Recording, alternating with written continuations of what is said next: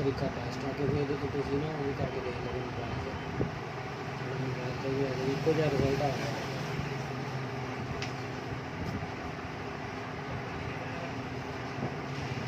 Young मुंडा है।